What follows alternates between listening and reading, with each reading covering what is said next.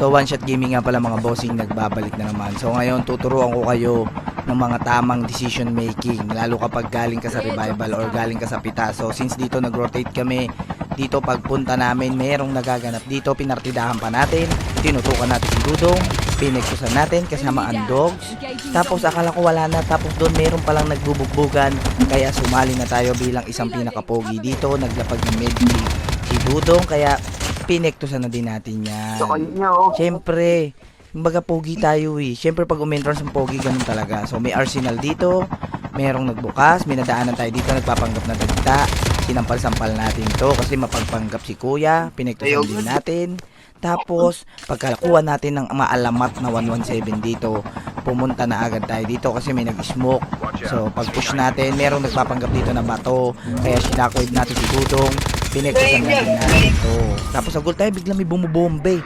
Tapos, galit na galit ang mga dogs. Tapos, nadali ang ating isang mahal na kakampi. Meron dito nag-dog tag, napakakapal ng mukha. Kaya, pinag-torwax muna natin siya dito. Pinahiram natin ng kumot. Pinulutan natin si Dudong.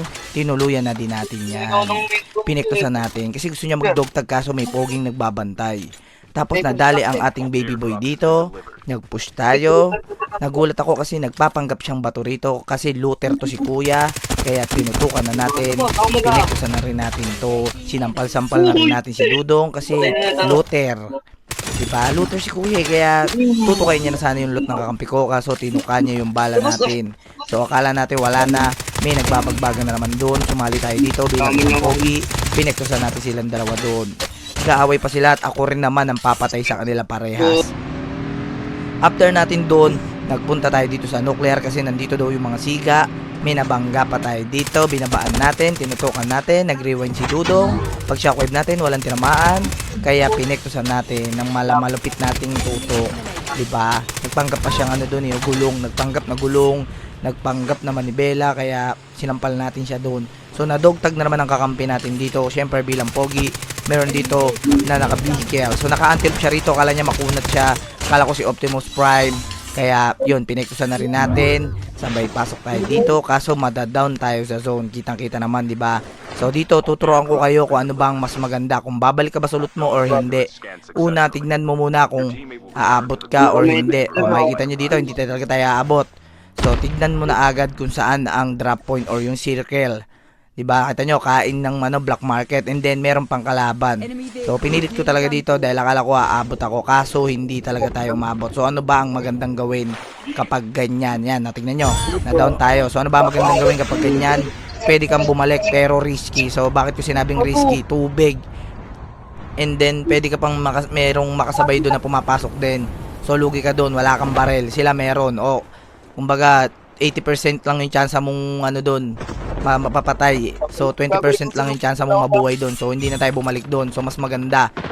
Bakit? Kasi tubig nga, 'di ba? So dito nakita nyo, napakaraming footstep dito sa BM, pero hindi tayo nababahala diyan. So nakita nyo, hindi na natin binalikan, pero dito papalag tayo. Bakit?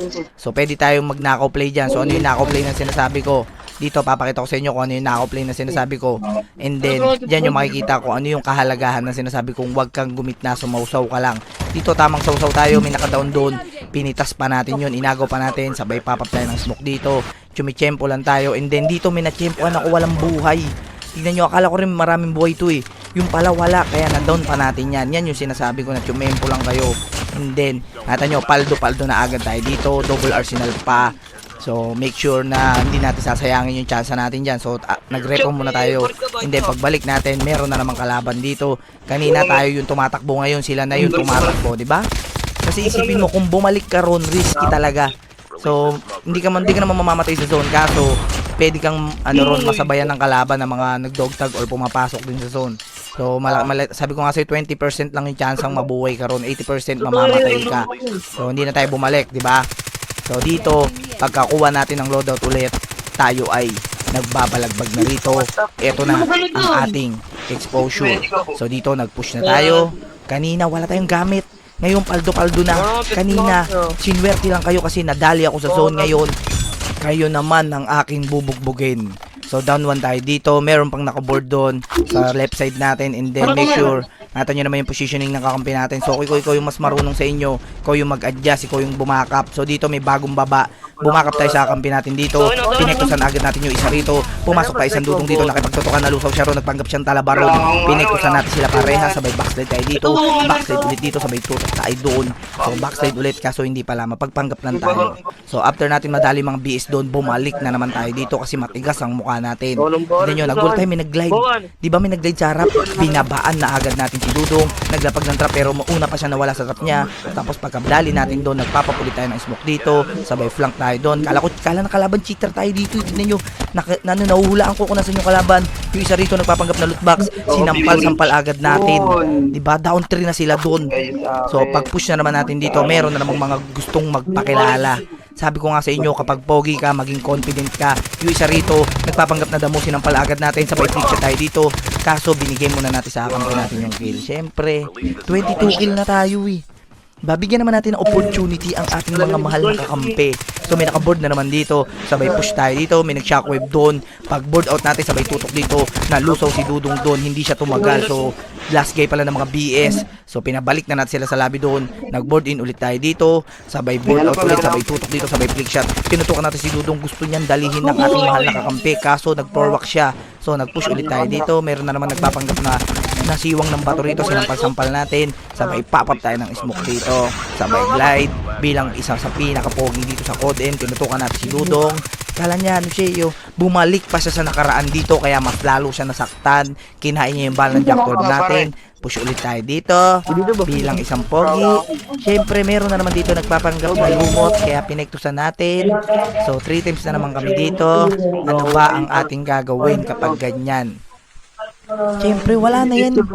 Matik na panalo yan, 27 kills. Papatalo mo ba yan? Siyempre, hindi. Ba, nakita nyo naman, push ulit tayo, nagpapap tayo ng smoke. So, nandito yung Dudong.